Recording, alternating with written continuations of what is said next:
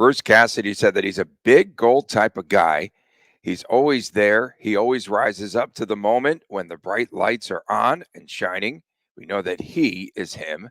Actually, it's Jonathan Marchessault. We talk about that next, right here on Locked On Golden Knights. You're Locked On Golden Knights, your daily podcast on the Vegas Golden Knights, part of the Locked On Podcast Network. Your team every day.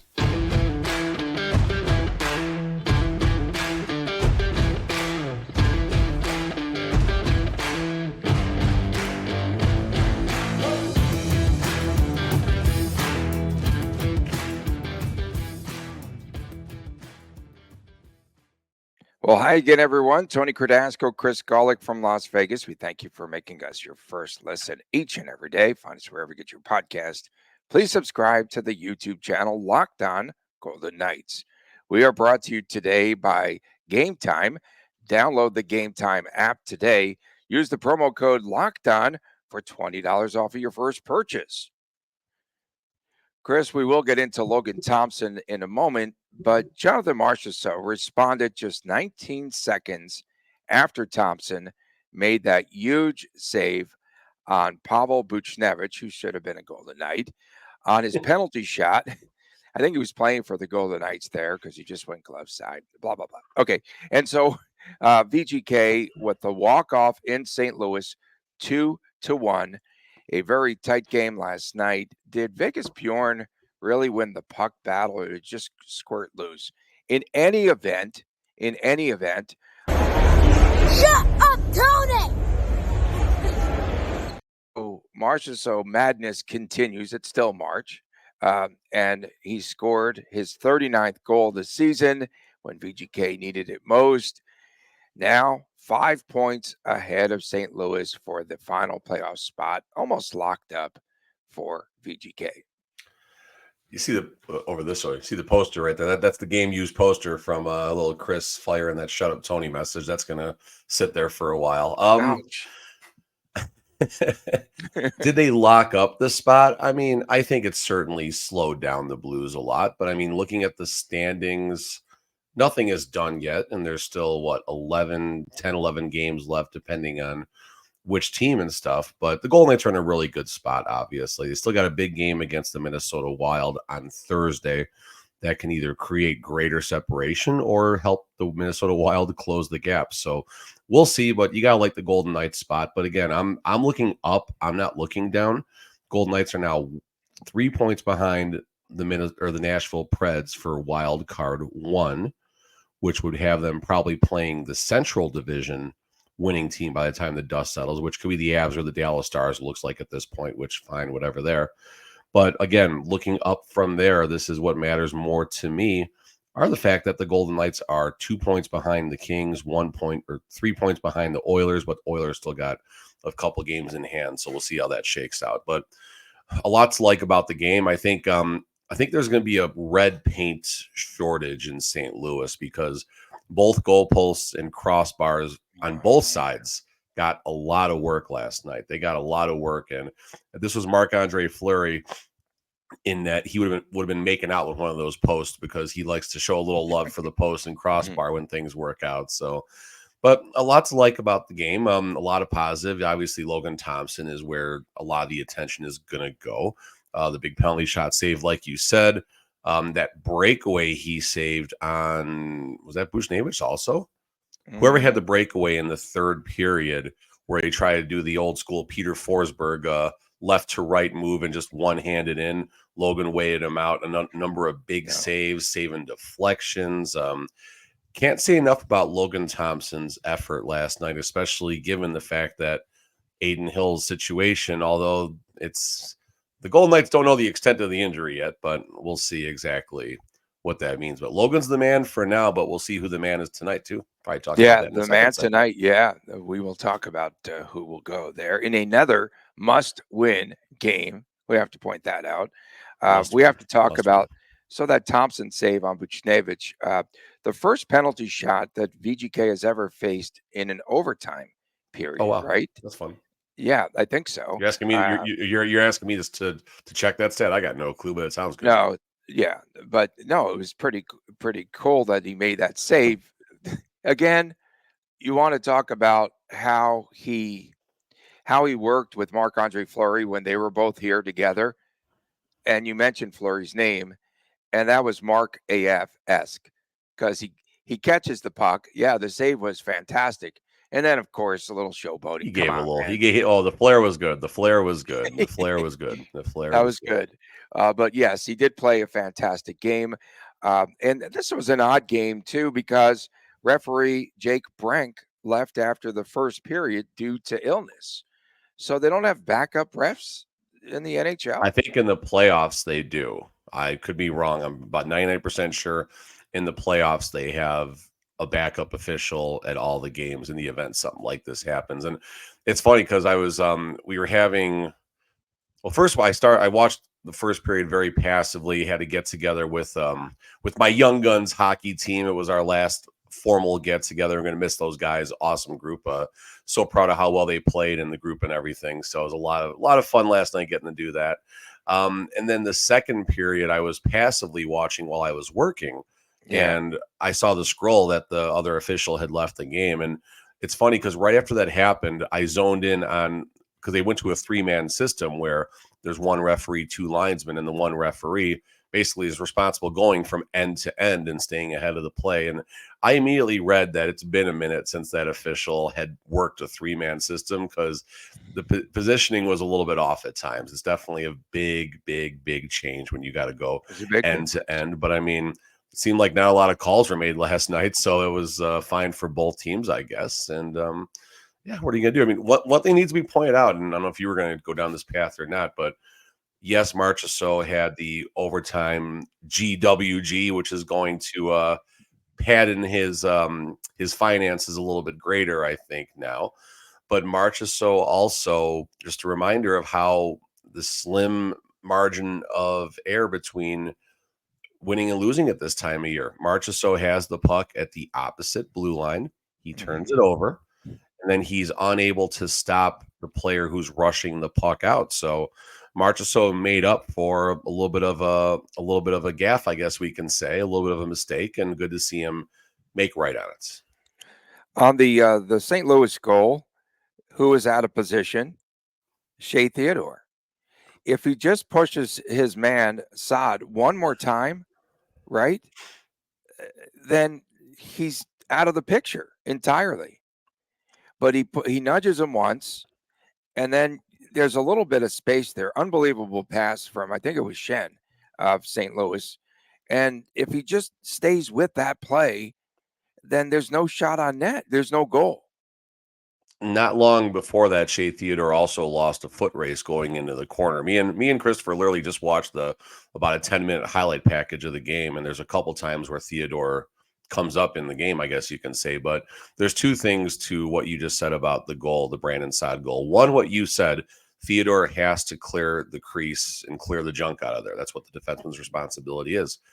The more important thing is, and this is something that we start at my level when I'm coaching 10U house league kids, you keep your stick on the ice. End of story.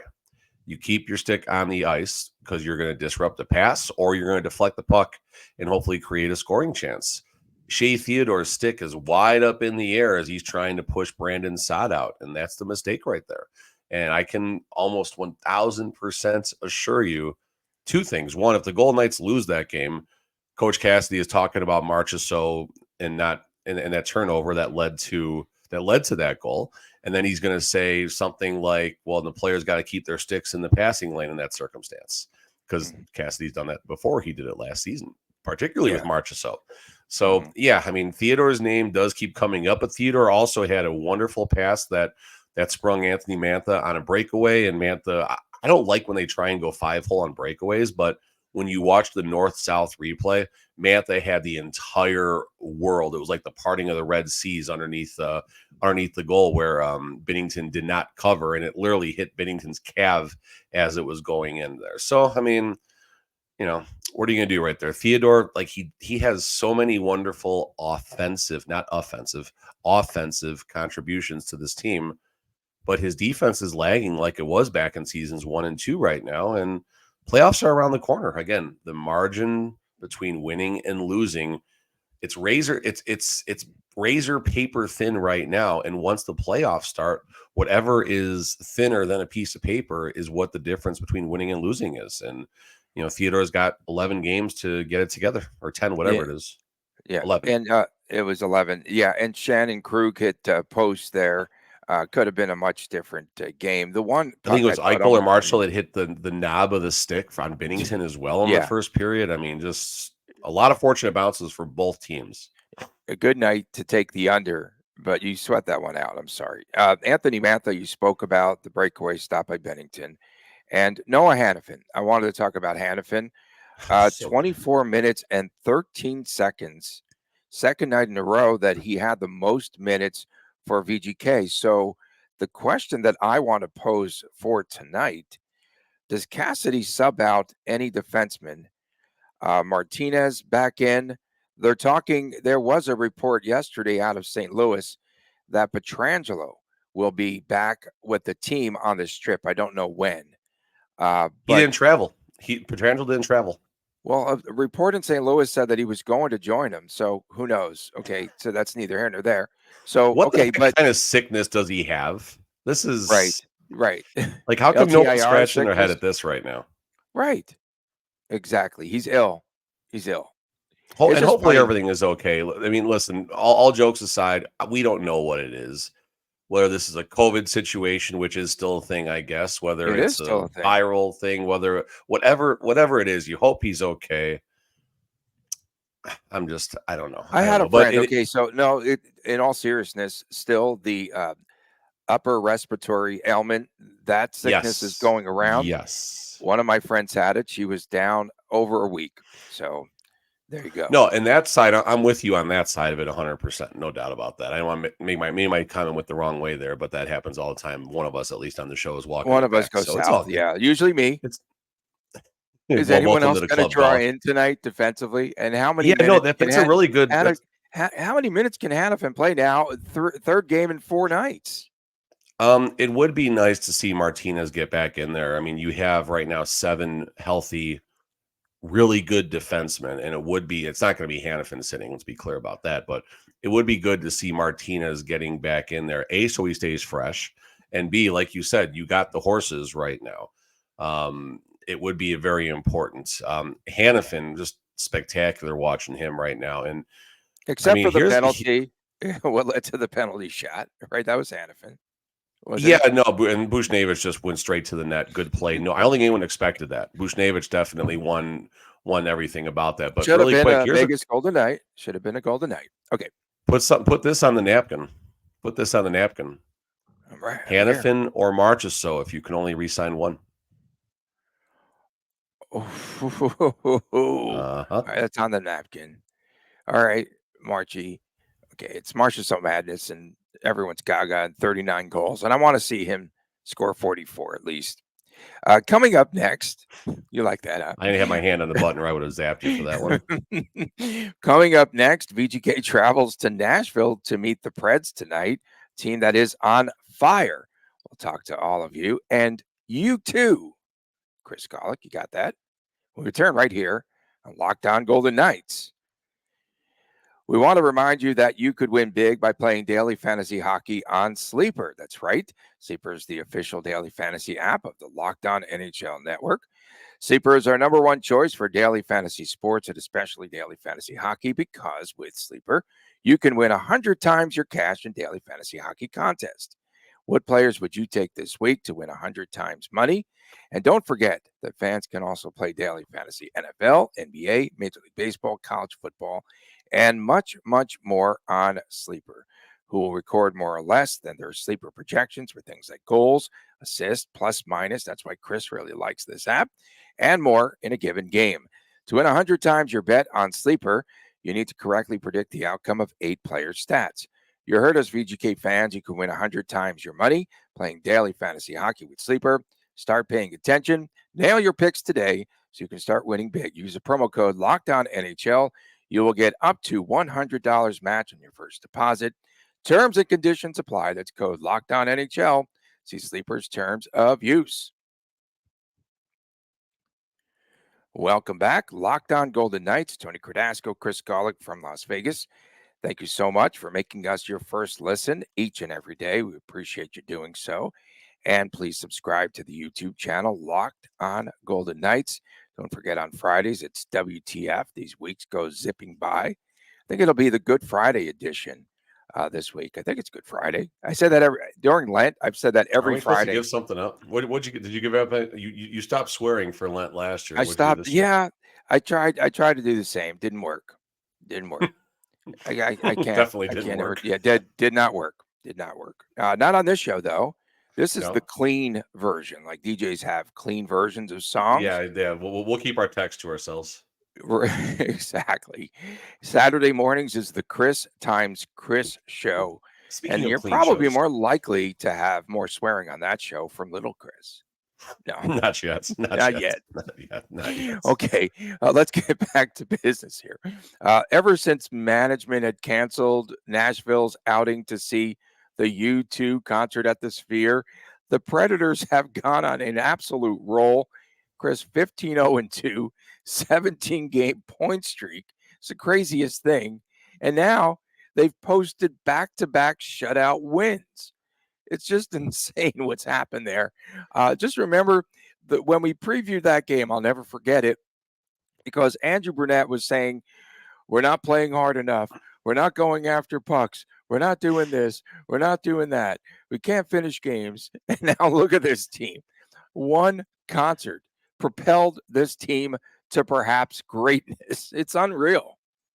It's just the sweetest thing how they've elevated their game as of late. That's And good. That's good. you know, I was all over this. Like I thought this was an awful move by Trotz and Brunette to do that. I mean, you know, talking professional adult hockey players want to not even like a night to go and just, you know, do crazy things in Vegas. They wanted to go see U2. I thought this was an absolute joke how they took this and all that, but the players definitely responded to it. And listen, Trotz knows what he's doing, obviously, as a GM. Although I did ask Trotz when I saw him up in the press box, I'm like, hey, you miss being downstairs in the fight, or you rather be up here? And his response is, it depends on how the games are going. So I thought that was kind of cool. But and then I had a funny moment with him. Remember, this video is all over the internet where a soccer coach, like a paper airplane, like hits him in the shoulder, and the dude goes down harder than LeBron James when he flops. And then Barry Trotz takes a puck to the forehead, and he's like,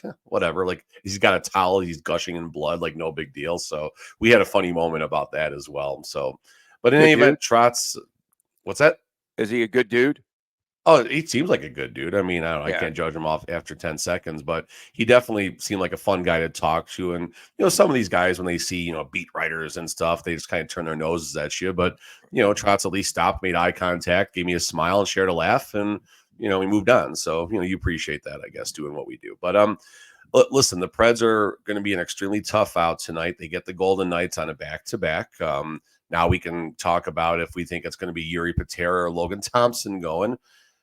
I think it's got to be Yuri Patera. I know Golden Knight fans might disagree with that, but Logan was tested big time last night. He made a number of important saves. It wasn't a 20-shot, you know, game where there was long stretches of the game where he wasn't facing shots. He was engaged in the game beginning to end. You want the Golden Knights to find a way to get at least a point tonight, but the game against Minnesota has more importance, I think, in the grand scheme of things. So get Yuri out there. And listen, you never know what's going to happen with Logan.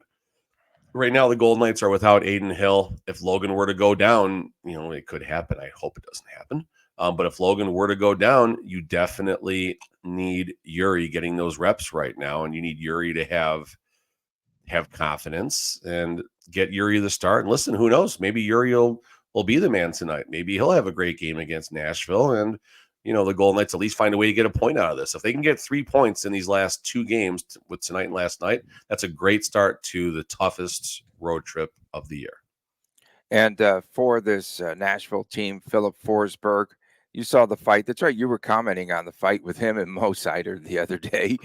First fight, major penalty against Forsberg in 4 years, by the way. That's kind of funny. But he leads the Forsberg team. took a few punches, so I can tell you why that happened. But yeah. Yeah, exactly. 78 points for Forsberg. He's on VGK's radar, 39 goals. UC Saros, again, they were just talking about a lack of effort with this team before U2. And Saros now 31-21-4, 56 games played, 11-0-2 during this streak, where his goals against average, Chris, during the streak, 1.76, 936 save percentage. And this is a team that has scored 69 goals and given up but 29 during this streak. It's remarkable, the turnaround with the Predators. Yeah, I mean, I got the U2 song list up here. I was going to try and throw like 3 things in there, but I've just getting lost in my own world here. But you're no, lost I mean, in the moment. You're stuck in the moment. I think stuck in the moment. Lost. Okay, you're lost. Okay, let's go back. Stuck in There's the a song called "The Troubles," which probably fits that, and "Out of Control" and "Volcano" and whatever. Okay, so Saros was someone that was talked about possibly being traded, like as the deadline was coming close, and obviously that was maybe closer to January when the team was having their troubles. They have a song called "Troubles," by the way, while they were having their troubles. So you see how quickly things can change in the NHL. And let's be clear about this. It took Nashville a 16-game point streak, and however many of those games were wins during that time, 17. just to get to what's 17. that? 17. Okay, even better. It took them 15-0-2. that long just to get to wild card 1. So that tells you where this team was in the middle of January. And you know what this reminds me of right now?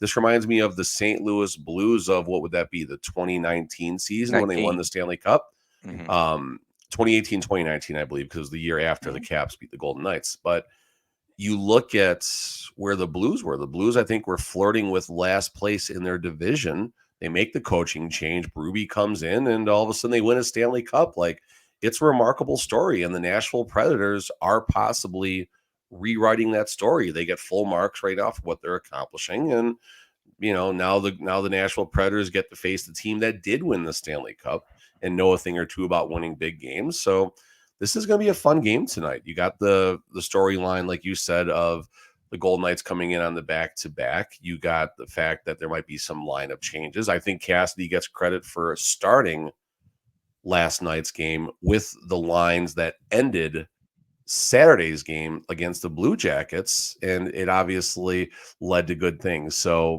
a lot is working right now for the Golden Knights, and unfortunately, it's not Aiden Hill tonight, or fortunately, depending on which fan you talk to right now. And we'll see what Yuri Patera's got. Yeah. We'll see. Well, it might not be Yuri Patera. It could be Logan. I hope not. But one thing sticks out of my mind is, again, carryover from the last game last night for VGK. They had to play that extra period there. Not very much of it, but it went into OT. It still matters, though. It still does matter. Yeah. And then just, again, they put a lot of emotion into that contest last night as well. And then they had to travel. And now it's the tail end of a back-to-back. Welcome to what every team that comes into T-Mobile Arena has to deal with. You like that little shot? There's one. Yeah, no, that was good. If there's one quick thing that I'll point out, it's the fact that Nashville has had 2 full calendar days off since their last game. Golden Knights will come into this game with more energy. They will be the better team for the first probably 8 to 10 to 12 minutes, or at least a team with more jump. They got to get on them first, and because as the game progresses, the Golden Knights will tire. Nashville will find their legs and find their game. So first goal, I think, is probably, if we're going to do a keys of the game segment here, first goal is of grave importance. Okay. Of course, since we put must win up there on the slate, VGK's 2-0 or 3-0? I think 3-0, but have we done it where we've had it on there twice? And Chris pointed out to me last night, he came, it was so funny. I was working, opening my cards. He comes down with his notebook and stuff. He's like, okay, this is the Golden Knights' first 3-game winning streak since January 15th. Come on. And he's going on all these streaks and stuff. Like Chris should have done the show this morning. We both should be, you and I should both be on the bench right now, and Chris should be doing the show, honestly. He's got another kid as a co-host, neighbor kid or something. Maybe. He's got a whole hockey team right now. He was collecting phone numbers last night, so we'll see. Coming up next, our locks of the night and our predictions. Stay with us right here on this edition of Locked On Golden Knights. Welcome back on Locked On Golden Knights. Tony Cardasco, Chris Golick from Las Vegas. We appreciate you making us your first listen every day. Thank you so much. And make sure to subscribe to the YouTube channel, Locked On Golden Knights. And we want to remind you that Locked On has launched the first ever national sports 24/7 streaming channel. That's right, it's on YouTube. And now it's also available on Amazon Fire TV and free Fire TV as well. You can look up those channels, apps, I should say. And Locked On Sports Today is here for you 24/7, covering the top sports stories of the day. The local experts of Locked On, plus our national shows covering every league. Find Locked On Sports Today now available on the free Fire TV channels app. So let's get into our locks and predictions for tonight. I'm going to let you go first because I think I've been hogging the microphone. I'm kind of like Eichel with Marchessault shot production going down. So Marchessault actually has had over the past 5 games, Chris, he's only had 12 shots on goal. And when Eichel was out, I think he had 12 shots in a game. But and the other night, was it the Tampa game? He scored the goal. It was his only shot of the game. Last night, a couple of shots, and he scored the goal. It's a good shooting percentage. It's a good shooting percentage. Listen, I like the shoot first version of Eichel because it's making his passes even deadlier than what they've been. And it's the play action, right? It's respecting the play action. Run. They run that play action. They beat you deep, and that's kind of what can happen with Eichel and that entire line, depending on what the line even is. I mean, they're moving players around, and again, Cassidy spinning the dials, full marks to what he's doing right now with this team. All right, so Eichel, starting with Eichel, we'll go with Eichel, and we'll go with Nick Watt tonight. I think they're both going to have really strong games. They were both right around it all night last night. So let's go Eichel and Watt. I do think the Golden Knights fall a little bit short tonight. I'm going 3-2 Preds, but in overtime. I've got 3-2. I've got 3-2 also. I think it's going to be a tight game. The other guy, Patera, 1-3 this season. 5 appearances and a 3.35 goals against average. Man, would it be ballsy, though, if Cassidy calls LT's number to get the start in net tonight? Irresponsible is a better word. Okay. I'm just curious. I'm just wondering, you, the way that they play goalies, they beat them down, okay? And tell Vegas Bjorn to stop saying, oh, yeah, our goalies are supposed to come up with clutch saves like that. Just stick to your job, buddy. Well, he didn't say supposed. No, he was asked, and he said it was clutch. He didn't say they're supposed to. But he did not win the puck battle. The puck squirted loose. Okay, let's be straight on that. Okay, who caused the puck to squirt loose, Tony? One of the players the from St. Louis. Boards, the active dasher boards. Yes. Okay, my other agenda. I've got 5 total goals. And by the way, I have to tonight. I will be watching any Nashville feed because state-run media here is just they're no longer announcers. They're fans. They're just fans. It's just okay. 3-2 Nash Vegas. I'm going to go with Mantha and Hannafin. Hannafin's been pretty hot. If he doesn't blow a tire or two, because he's going to be gassed tonight. They didn't manage the minutes last night. They did not. They emptied the clip last night. Was the must-win game. Right. So last night, that's right. Last night, I wonder if they lost that game, what the repercussions would have been for this team, because yes, they put everything into that. And so that's why tonight as well, I think that emotionally they spent a lot of effort there on last night's game. So I'm going 3-2 Nashville. Yeah, listen, we're also talking the Stanley Cup champions right now. I get that. But the Golden Knights have that edge over any team in the NHL, including Cassidy right now, as far as just being the Stanley Cup winning coach of the previous season. So I think those intangibles will help the Golden Knights through this game tonight. Now, that said, Hannafin probably still gets 24 minutes, and we'll see exactly if the minutes get managed at all. Just really quick, some numbers on Yuri Patera. Should he be the guy tonight? Yuri's had 24. Should he be the other guy tonight? He's the other guy. Yuri's had 24 appearances in the American League this season. Looks like a 304 goals against, but again, that number doesn't bother me as much. 10-10-4 record. Again, I don't care. Save percentage is 902. which is right around, I mean, in 21-22, his percentage was a 910. 22-23, 911. So, I mean, he's right around his save percentage. And Patera, if he can win the Golden Knights the game, fine, that would be remarkable. But I think Patera's job is to keep the Golden Knights in the game. That's the first and only box that Patera needs to check tonight. If Yuri can keep the Golden Knights in the game, then he gives them a chance to at least walk out of there with the points. It would be very unfortunate if Nashville scores 2 goals on their first 3 shots, and all of a sudden now Cassidy is scratching his head if he's going to have to make a move or not back there. So hoping no Logan Thompson, hoping Yuri has a strong game tonight, and then it's on to Minnesota. I hope I got in all my digs today as well. We appreciate it. So it's only only 30 minutes, Tony. There's no way you got all your digs in. There's no way you got all your digs in 30 minutes. I got 0%. A few in those, so kudos to me. We appreciate everyone tuning in, especially our everydayers. Thanks for putting up with us each and every day. Forget to subscribe to our YouTube channel, Locked On Golden Knights. That's where the Chris and Chris show appears. It's the exclusive each and every Saturday, Fridays. WTF, What the Friday. For my man, Chris Golick, I'm Tony Cardasco from Las Vegas. Have a terrific day, everyone. It's very spring-like again. It's nice, isn't it? Sun's back out. And we'll see you again tomorrow right here on Locked On Golden Knights. Take care.